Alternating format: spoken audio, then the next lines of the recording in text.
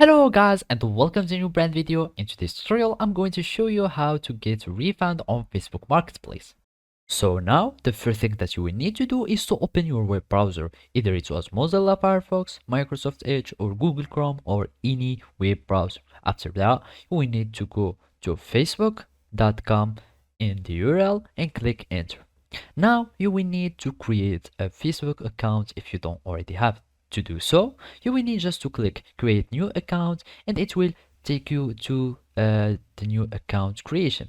So basically all you need to do is to fill in all this information and then you will click on sign up.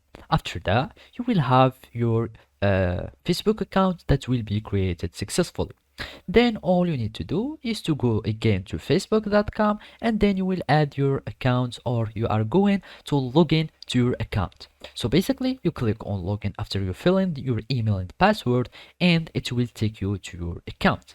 And now the last thing to do is to go to the marketplace, and now all it remains to do again is to follow these simple steps. So now all we need to do is to go to Google or just search for the Facebook Marketplace claim, and then you will find here a support place or a Facebook help center place where you can claim your purchase. And by that, and then all you need to do is to claim a decision or to claim a dispute for to Facebook so you can get your refund.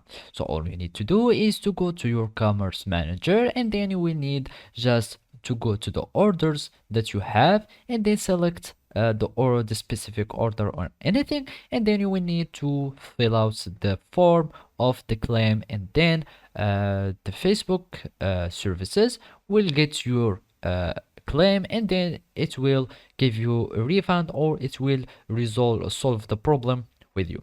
So basically those are the steps to do to get refund on marketplace. Thank you for watching and see you next time.